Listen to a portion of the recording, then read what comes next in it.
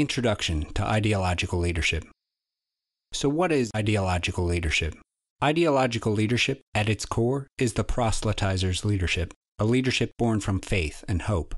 Whereas other forms of leadership motivate by speaking of the present or near future, ideological leadership draws its motivation in the context of a great ideological vision, realized only in the distant future. Historically, this is the manner with which the church governs. Religious organizations accomplish their influence not by promising a quick reward, but by promising challenging tests of faith and character, providing a greater sense of identity through those tests in the context of a new, higher architecture of thought.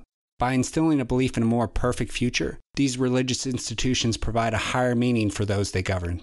Within religious organizations, this more perfect future is typically a belief in the hereafter, a second life that makes the present life meaningful only in how it influences the next. By this great vision, they are then able to accomplish motivation not based upon any returns in the present, but rather by prescribing an architecture of thought that says sacrifice in the present life translates to success in the next life. While this may seem like a leadership reserved for religions, it is not. This same model can be applied within business, military, and political fields. It can provide an avenue for thought in which individuals garner rewarding identities by being aligned through a new higher purpose.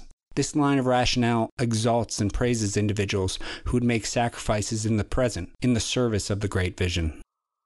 To understand ideological leadership completely, there are a number of subjects worthwhile for discussion. With limited time, the focus of this introduction will explore some of the necessary characteristics of great vision. Particular to crafting this vision is designing it to make it robust, appealing, and unassailable when met with opposition.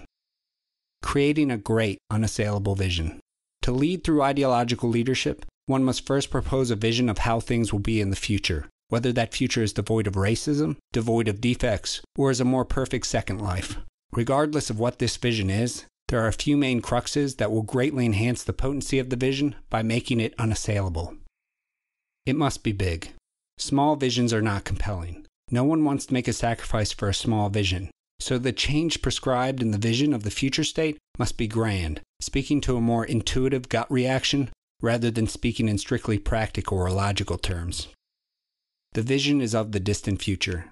For a vision to work effectively, it needs to be immune from the outcomes of single events. If every outcome can affect the opinion of those who submit themselves to the leadership type, then the great vision will quickly lose support. For this reason, the proposed vision should speak strictly of the distant future. Even during the time where the achievement of the vision's end goal is at hand, an ideological leader should avoid focusing on the practical obstacles being faced in the present. Rather, the vision must be too large for practical obstacles. The only message being reiterated under such circumstances should be that if the group fails in this one instance, they soldier on, continuing until the vision is seen through.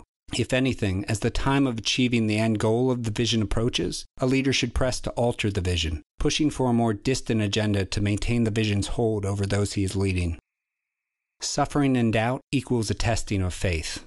One element often ignored to the detriment of this form of leadership is the prediction of some kind of pain or sufferance or doubt. This may seem counterintuitive at first, but one must keep in mind that the most important component of ideological leadership is that the prescribed vision be unassailable. So by predicting that those taking part will suffer and doubt, a leader obtains ownership over that avenue of thought. In this way, when individuals do finally face real challenges that require sacrifice or call their beliefs into question, it is a test of their commitment, not evidence that the great vision is flawed. Built upon an elaborate architecture, visions born from only a few inputs are easily examined, often to the detriment of the vision itself. The analysis that follows can often result in the proposed vision being found flawed or impossible to achieve. To avoid this, an ideological leader should capitalize by having a vision that is too elaborately designed and built upon too many variables to effectively analyze, ensuring that no one can disprove it. Naysayers are the uninitiated. The prediction that there will be naysayers who won't endorse or adopt the vision is of paramount importance to the ideological leader. By predicting this, an ideological leader will garner further control when those individuals do arise to challenge the proposed vision. Efforts should be taken during these predictions to not prescribe these individuals as the enemy, but rather to describe them as the uninformed or uninitiated.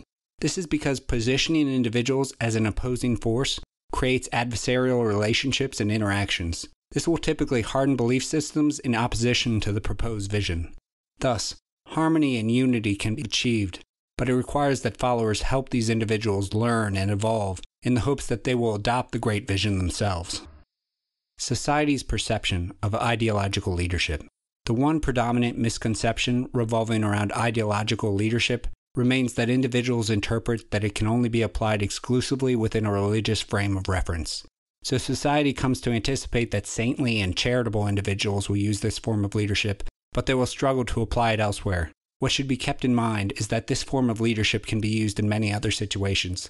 Ideological leadership is about overarching principles, ideas that reframe the present into the context of the future, and any idea that can be reframed in such a manner can be used to motivate change.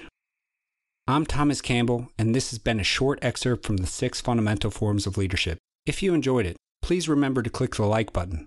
That goes a long way to help support and promote the channel. Also, if you've liked learning about leadership and want to stay updated as I continue to release advanced content, don't forget to click the subscribe button. Lastly, if you want to find the complete work, head over to kingscrownsandempires.com or search for the 6 fundamental forms of leadership on Amazon to find both digital and hardback copies. Now I want to turn it over to you. Where do you see the ideological influence in the world around you? Who are your favorite ideological leaders? Share your thoughts and leave a comment letting me know.